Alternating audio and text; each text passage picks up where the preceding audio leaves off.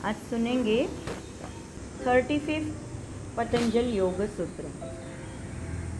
यह है विषयवती वा प्रवृत्तिरुत्पन्ना मनसः स्थिति निबंधनी। तो विषयवती मतलब विषयों से एक, वा यानी और, प्रवृत्ति ही उत्पन्ना मनसः यानी मन में जो प्रवृत्ति उत्पन्न होती है, स्थिति यानी स्थिरता, निबंधनी यानी बांध के रखती है या प्राप्त होती है। तो या विषयों से चित्त की प्रवृत्ति की एक रूपता उत्पन्न अगर हम लोग करें तो मन को और चित्त को स्थिरता प्राप्त होती है। अभी इसमें इन्होंने कहा है, ये और एक टेक्निक है मन को शांत करने का, चित्त को शांत करने का। तो उन्होंने क्या कहा कि शब्द, स्पर्श, रूप, रस, गंध, इन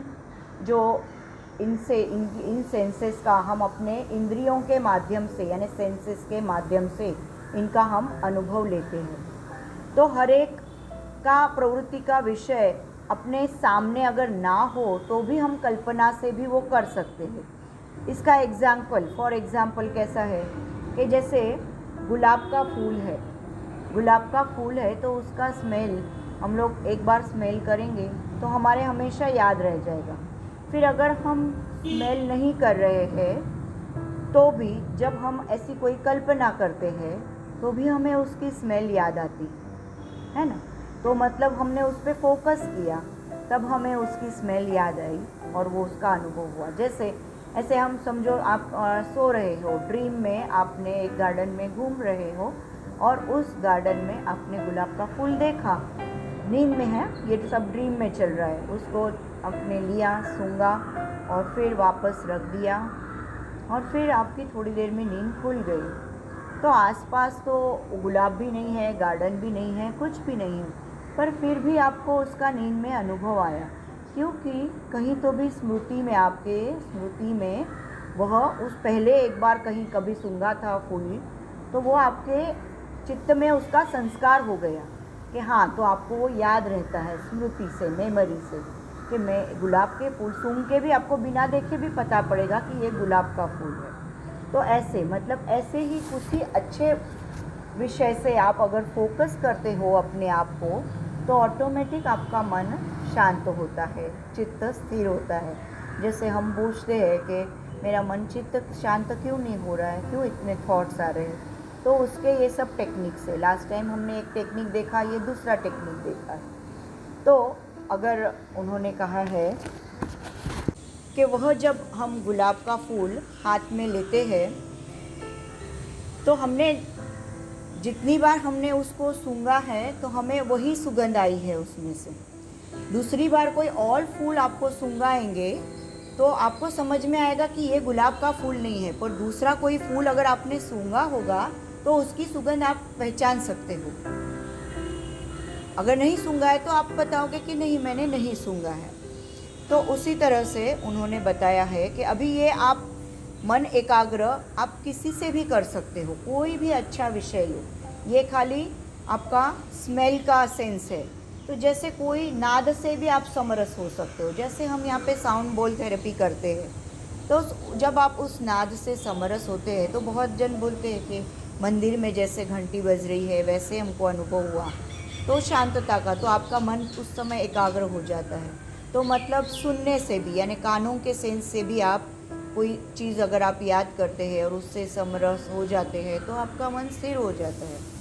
जैसे कोई मंत्र का ध्वनि हो, कहीं पे कोई मंत्र का ध्वनि, हरे रामा हरे कृष्णा, कि कोई भी उसका धुन आप याद करो, मन ही मन उस पर फोकस करो, तो आपका मन शांत होना है। ठीक है। फिर उन्होंने कहा है कि किसी गुरु की प्रतिमा, गुरु का एकदम ऐसा स्माइलिंग फेस या ऐसा उनका शांत चित्त, वो भी हम कभी हमारा मन उद्विग्न हो, बहुत थॉट्स आ रहे हैं तो वो भी हम याद करेंगे तो भी अपना मन के विचार कम हो जाते हैं, मन फोकस होने लगता है और ऑटोमेटिक हम फिर निर्विचार होने लगते हैं। अभी ये जब हम सब हमारे जैसे ही हम ये कैसे होने हैं कि हम डे बाय डे साधना करेंगे तभी।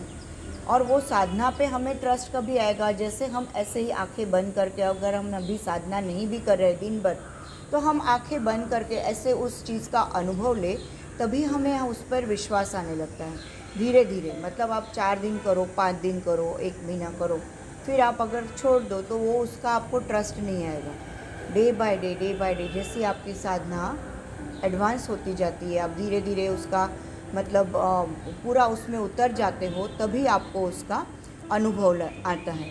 वैसे ही उन्होंने क्या कहा है कि अपनी जो टंग है उसके जब हमारे जो ओरिजिनल जहाँ से वो आती है, तो उस पर हम जब एकाग्र करते हैं मन, तो हमें धीरे धीरे सरप्राइजिंगली अलग अलग तरह के मधुर शब्द सुनाई देते हैं।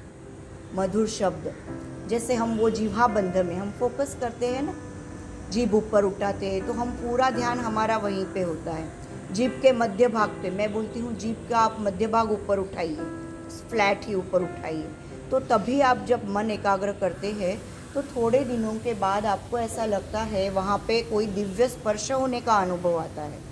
अगर तालू के पास, ये तालू को मैं बोलती हूँ, जीभ आप टच करें तो आपका ध्यान वहाँ पे चला जाता है, आप वहाँ पे फोकस करते हो। तो वहाँ पे फोकस करने से थोड़े दिनों के बाद साधक को दिव्य रूप दिखने लगते हैं। दिव्य रूप यानी आपको ऐसे ही आंखें बंद करते, आपको अगर हमने कैवल्य धाम का वह माता जी का स्वरूप दिव्य देखा है, तो कभी भी आपको आंखें बंद करके वही स्वरूप सामने आने लगेगा, इस तरह से।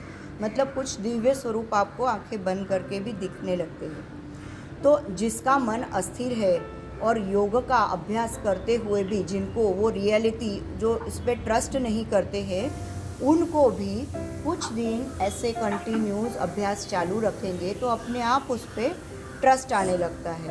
फिर हम लोग 2 आईब्रोज के बीच भी मन एकाग्र करते हैं, उससे भी आपको अलग अलग अनुभव आने लगेंगे। हम लोग नासिकाग्र दृष्टि करते हैं, उससे भी धीरे धीरे आपको दिव्य अनुभव आने लगते हैं।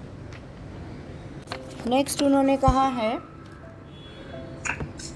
कि कोई भी इंद्रिय गम्य उच्च विषय रख के और उसको अपनी स्मृति में रख के अगर वह हम विषय उस पर स्थिर एकाग्र करते हैं तो हमें एकाग्रता और स्थिरता आने लगती। इष्ट देवता का भी चित्र हम सामने रखेंगे तो भी हमें उस एकाग्रता में हम आने लगते हैं।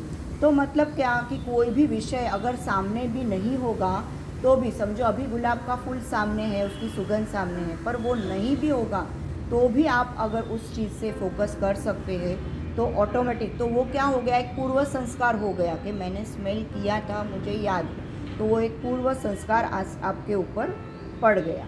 और जैसे ही इन सब का अनुभव आपको आने लगता है तो आपका चित्त दिव्यबोध होके आपको धीरे धीरे स्थिरता के पास चला जाता है। और इसी समय मन और अपना सब कुछ चित्त उसी में अटकने का भी धोखा रहता है हमें, कि उन्हीं चीज़ों में हम अटके हुए रहते हैं। पर गुरु की कृपा से और हमारा जो मुमुक्षत्व भाव रहता है उसमें हम ना अटकते हुए आगे आगे और सूक्ष्म लेवल के हम लोग बढ़ने लगते हैं और हमारा स्थिर चित्त शांत और प्रसन्न होने लगता है।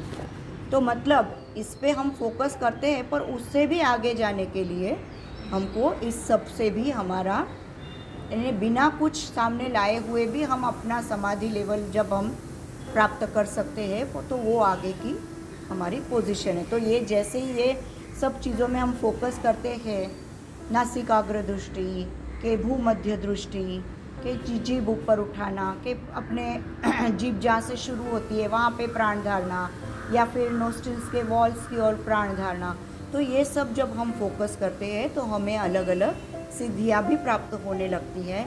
पर उस सिद्धियों में ना अटकते हुए आगे जाने के लिए आपकी गुरु कृपा अगर आप पर होगी, जो भी आपका इष्ट गुरु होगा उसकी कृपा आप पर अगर बनी रहेगी तो आप उसमें भी ना अटकते हुए आगे की यात्रा के लिए शुरुआत करेंगे। ठीक है।